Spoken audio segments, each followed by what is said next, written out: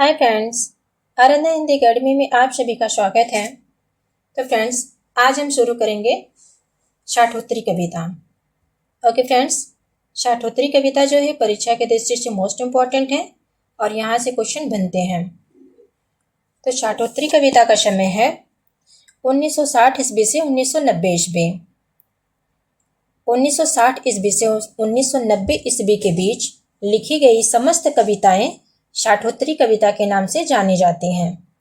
जो 1960 ईस्वी से 1990 ईस्वी के बीच जितनी भी कविताएं लिखी गई वो जो है शाठोत्तरी कविता के नाम से जानी जाती हैं। आगे देखेंगे, शाठोत्तरी कविता नाम का प्रयोग सबसे पहले किसने किया? लीलाधर जगुड़ी ने। शाठोत्तरी कविता नाम का सबसे पहले प्रयोग लीलाधर जगुड़ी ने नई कविता के विविध आयाम निबंध में किया। किसमें किया? नई कविता के विविध आयाम निबंध में।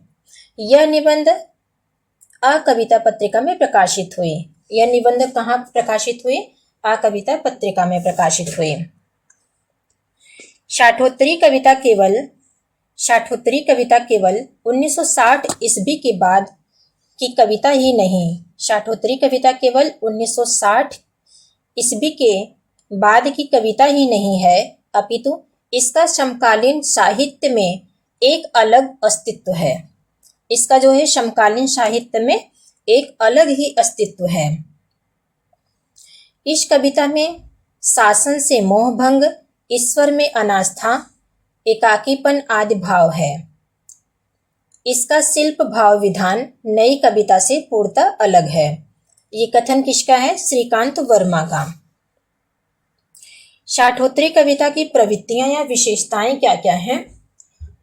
तो शाठोत्तरी कविता की विशेषता है शासन से मोहभंग। शासन से मोहभंग, ईश्वर में अनास्था, कुंठा एवं हीन भावना, भदेश भाषा, आम आदमी की प्रतिष्ठा, वर्तमान विडंबनाओं के प्रति आक्रोश का भाव। वर्तमान विडंबनाओं के प्रति आक्रोश का भाव है। ओके फ्रेंड्स, आगे देखेंगे शाठोत्तरी कविता के प्रमुख रचनाकार। तो शाठोत्तरी कविता के रचनाकार हैं सुदामा पांडे धूमिल, लीलाधर जगुड़ी, मंगलेश डबराल, आलोक धनमा, विनोद रस्तोगी, चंद्रकांत देवताले, अरुण कमल, विनोद कुमार शुक्ल और राजेश जोशी। तो सबसे पहले देखेंगे फ्रेंड्स चंद्रकांत देवताले के बारे में। चंद्रकांत देवताले जो हैं परीक्षा की दृष्टि से मोस्ट इम्पॉर्टेंट कवि हैं। इनका जन्म 1936 ईस्वी बैतूल मध्य प्रदेश में हुआ था। निधन 2017 ईस्वी में हुआ था। इनके उपनाम क्या है? लघु मानव का कवि। चंद्रकांत देवताले को लघु मानव का कवि कहा जाता था। और लघु मानव के प्रतिष्ठापक कौन है? तो लघु मानव के प्रतिष्ठापक जो हैं विजय देवनारायण शाही हैं। विजय देवनारायण शाही। इनके काव्य संग्रह कौन कौन हैं? चंद्रकांत देवताले के काव्य संग्रह हैं हड्डियों में छिपा ज्वर 1973 ईस्वी में है, दीवारों पर खून से 1975 ईस्वी में है, लकड़बग्घा हंस रहा है 1980 ईस्वी में है, रोशनी के मैदान की तरफ 1982 ईस्वी में है, भूखंड तप रहा है 1982 ईस्वी में है, आग हर चीज में बताई गई थी, ये जो है 1987 ईस्वी में है, पत्थर की बेंच 1987 ईस्वी में है, बदला बेहद महंगा सौदा। बदला बेहद महंगा सौदा कब है? 1995 ईस्वी में। इतनी पत्थर रोशनी 2002 ईस्वी में है। उजाड़ में संग्रहालय 2003 ईस्वी में है। जहां थोड़ा सा सूर्योदय होगा 2008 ईस्वी में है। पत्थर फेंक रहा हूं 2011 ईस्वी में है। इस पर इनको 2012 ईस्वी में साहित्य अकादमी पुरस्कार मिला। मोस्ट इम्पॉर्टेंट है, चंद्रकांत देवताले को किस रचना के लिए साहित्य अकादमी पुरस्कार मिला? तो पत्थर फेंक रहा हूं। इसके लिए 2012 ईस्वी में साहित्य अकादमी पुरस्कार से इनको सम्मानित किया गया।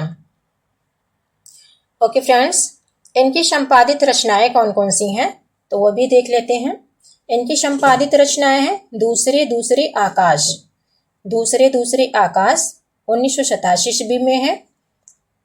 डबरे पर सूरज का बिंब 1989 ईस्वी में है। इनकी आलोचनात्मक रचना कौन सी है? मुक्तिबोध कविता और जीवन विवेक, मुक्तिबोध कविता और जीवन विवेक 1982 ईस्वी में है। मुक्तिबोध की समस्त कविताओं की समीक्षा। इस आलोचनात्मक रचना को अंधेरे में कविता को मानवीय जीवन का दस्तावेज कहा गया है। जो मुक्तिबोध की समस्त कविताओं की समीक्षा है, इसमें जो है आलोचनात्मक रचना की अंधेरे में कविता को मानवीय जीवन का दस्तावेज कहा गया है। ओके फ्रेंड्स, आगे देखेंगे इनकी अनुदित रचनाएं कौन सी हैं। तो इनकी अनुदित रचना है पिसारी का बुर्ज। पिसारी का बुर्ज जो है 1992 ईस्वी में है। दिलीप चित्रे की मराठी कविताओं का हिंदी अनुवाद है। जो पिसारी का बुर्ज है, इसमें जो है दिलीप चित्रे की मराठी कविताओं का हिंदी अनुवाद किया गया है। रचनाओं के संदर्भ में विशेष तथ्य क्या क्या हैं? तो हड्डियों में छिपा ज्वर जो है, हड्डियों में छिपा ज्वर में 41 कविताएं हैं। हड्डियों में छिपा ज्वर में 41 कविताएं संकलित हैं। इन कविताओं में शोषक वर्ग के प्रति आक्रोश का भाव व्यक्त हुआ है। इस संग्रह की अधिकांश कविताएं कैसी हैं? प्रगतिवादी हैं। जो हड्डियों में छिपा ज्वर है, इसमें कुल 41 कविताएं संकलित हैं और इन कविताओं में शोषक वर्ग के प्रति आक्रोश का भाव है।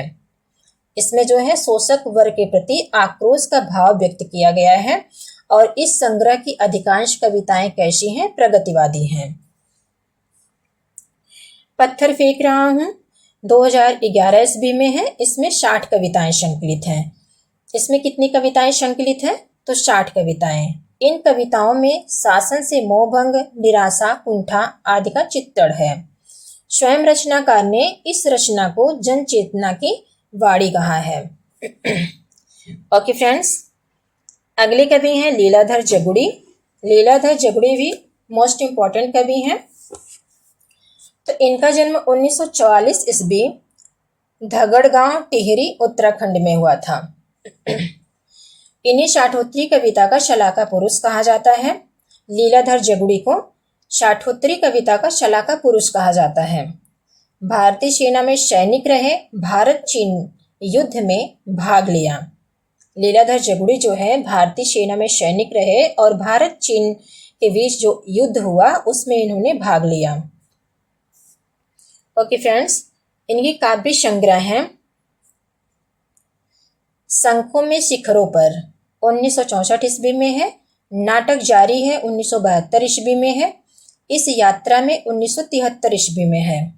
रात अब भी मौजूद है 1976 ईस्वी में है। बची हुई पृथ्वी 1977 ईस्वी में है। घबराए हुए शब्द कब है? 1982 ईस्वी में है। भय भी शक्ति देता है, भय भी शक्ति देता है, ये कब है? 1990 ईस्वी में है। कभी ने कहा 1990 ईस्वी में है। अनुभव के आकाश में चांद 1994 ईस्वी में है। इस पर इनको 1997 ईस्वी में साहित्य अकादमी पुरस्कार मिला। मोस्ट इम्पॉर्टेंट है, लीलाधर जगुड़ी को किस रचना के लिए साहित्य अकादमी पुरस्कार मिला? तो अनुभव के आकाश में चांद 1997 ईस्वी में साहित्य अकादमी से इनको सम्मानित किया गया।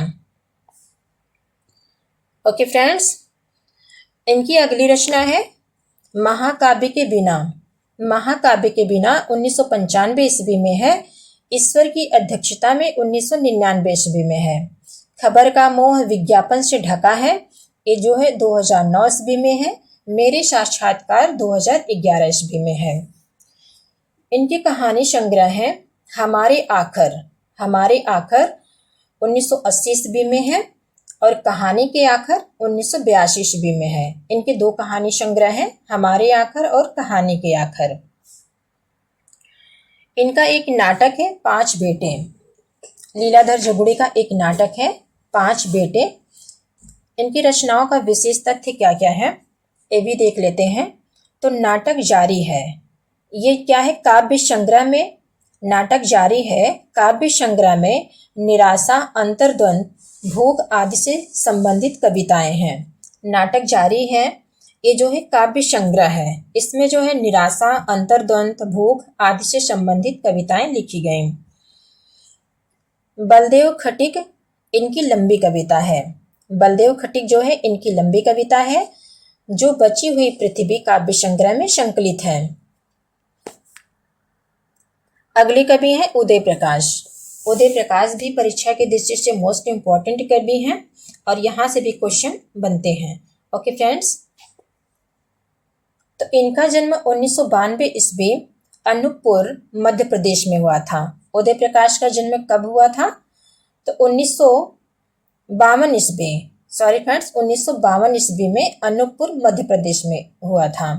इनके काव्य संग्रह है सुनो कारीगर। सुनो कारीगर 1980 ईस्वी में है। अबूतर कबूतर 1984 ईस्वी में है। रात में हारमोनियम 1950 ईस्वी में है। एक भाषा हुआ करती है, एक कब है? 1950 ईस्वी में है। कवि ने कहा 1986 ईस्वी में है। काशी कबूतर ये जो है 1989 ईस्वी में है। ओके फ्रेंड्स, अब आगे हम पढ़ेंगे सुदामा पांडे धूमिल को। सुदामा पांडे धूमिल, इनका जन्म 1936 ईस्वी खेलवी बनारस उत्तर प्रदेश में हुआ था। निधन कब हुआ? 1975 ईस्वी में। इनके उपनाम क्या क्या हैं? आम आदमी का कवि। सुदामा पांडे धूमिल को आम आदमी का कवि कहा जाता था और मोहभंग का कवि कहा जाता था और भदेश का कवि भी कहा जाता था इनको। इनके काव्य संग्रह हैं, तो काव्य संग्रह की ट्रिक है फ्रेंड्स, संसद में कल सुदामा पांडे धूमिल आएंगे। संसद में कल सुदामा पांडे धूमिल आएंगे। तो संसद से सड़क तक कब है? 1972 ईस्वी में। कल सुनना मुझे 1976 ईस्वी में है। इस पर इनको 1979 ईस्वी में साहित्य अकादमी पुरस्कार से सम्मानित किया गया। सुदामा पांडे का प्रजातंत्र 1979 ईस्वी में है। धूमिल की कविताएं 1981 ईस्वी में है। इनकी रचनाओं के संदर्भ में विशेष तथ्य क्या क्या हैं? तो संसद से सड़क तक में निम्नलिखित 13 कविताएं संकलित हैं। संसद से सड़क तक में कितनी कविताएं संकलित हैं? तो 13 कविताएं संकलित हैं।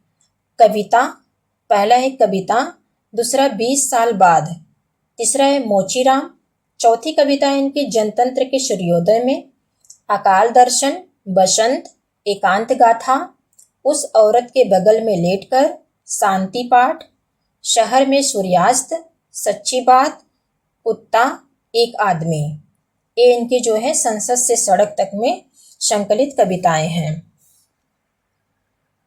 कल सुनना मुझे में कितनी कविताएं संकलित हैं? 8 कविताएं संकलित हैं। वो कौन कौन सी हैं 8 कविताएं? कविता के द्वारा हस्तक्षेप, अंतर, दिनचर्या, नगर कथा, गृहस्थी 4 आयाम, लोहे का स्वाद, उसके बारे में धूमिल की अंतिम कविता। ये इनकी कल सुनना मुझे में संकलित कविताएं हैं। सुदामा पांडे धूमिल 1979 ईस्वी इसके संकलन करता है रत्न शंकर। सुदामा पांडे धूमिल 1979 ईस्वी में है। इनकी संकलनकर्ता कौन है? रत्न शंकर। इस संग्रह में कुल 21 कविताएं हैं, जिनमें से प्रमुख निम्नलिखित हैं। वो कौन कौन सी हैं कविताएं? सुदामा पांडे का प्रजातंत्र 1, सुदामा पांडे का प्रजातंत्र 2, पटकथा, ये लंबी कविता है, ट्यूशन पर जाने से पहले, न्यू गरीब हिंदू होटल, कविता के भ्रम में, सा और त का खेल, मोस्ट इंपॉर्टेंट है, सा और त का खेल, ताजा खबर, रणनीति, धूमिल की कविता 1981 ईस्वी में है। इसके संकलनकर्ता जो है सुखदेव सिंह है। धूमिल की कविता के संकलनकर्ता कौन है? सुखदेव सिंह है। और ऊपर हम क्या पढ़े? सुदामा पांडे धूमिल के संकलनकर्ता रत्नशंकर। अगर पूछे सुदामा पांडे धूमिल के संकलनकर्ता कौन है, तब रत्नशंकर हैं। और धूमिल की कविताएं के संकलनकर्ता कौन है? तो सुखदेव सिंह हैं। ओके फ्रेंड्स, इस संग्रह में 27 कविताएं संकलित हैं। इनकी चर्चित कविता है, चर्चित पंक्तियां हैं इनकी, न कोई पूजा है न कोई तंत्र है, यह आदमी के खिलाफ, आदमी का खुलासा षड्यंत्र है। इस सुदामा पांडे का प्रजातंत्र से ली गई हैं कविताएं। दरअसल अपने यहाँ, इनकी ये कविता है, दरअसल पंक्तियां हैं। दरअसल अपने यहाँ जनतंत्र एक ऐसा तमाशा है जिसकी जान मदारी की भाषा है। ये कहाँ से ली गई हैं? पटकथा कविता से ली गई हैं। अपने यहाँ संसद तेल की व घानी है, अपने यहाँ संसद तेल की व घानी है, जिसमें आधा तेल आधा पानी है। मोस्ट इम्पॉर्टेंट ये पंक्तियां हैं, ये जो है पटकथा से ली गई हैं। बाबूजी सच कहूं, मेरी निगाह में न कोई छोटा है न कोई बड़ा है, मेरे लिए हर आदमी एक जोड़ी जूता है जो मेरे सामने मरम्मत के लिए खड़ा है। एक कविता कहाँ से ली गई है? मोचीराम कविता से। इनके विशेष तथ्य हैं, इन्होंने पंचशील 4 भाग नाम से भारत चीन युद्ध पर कविताएं लिखी। चार घेगे इनका एक व्यंग्य निबंध है। 4 घेगे जो है इनका एक व्यंग्य निबंध है, जिसमें नेहरू जी की राजनीति पर व्यंग्य किया गया है। यह निबंध 1964 ईस्वी में विनियोग पत्रिका में प्रकाशित हुई। जो इनका 4 घेगे निबंध है 21 पत्रिका में प्रकाशित हुई, तो विनियोग पत्रिका में प्रकाशित हुई 1964 ईस्वी में। इनकी लंबी कविता है पटकथा भाषा की रात। रामकृपाल पांडे ने इनकी कविताओं को स्वाधीन भारत की कविता की नक्शलबाड़ी कहा है। रामकृपाल पांडे ने इनकी कविताओं को क्या कहा है? तो स्वाधीन भारत की कविता की नक्शलबाड़ी कहा है। ओके फ्रेंड्स, तो आज के लिए इतना ही। मेरी वीडियो कैसी लगी आप लोग कमेंट के माध्यम से ज़रूर बताना। Okay friends, Radhe Radhe.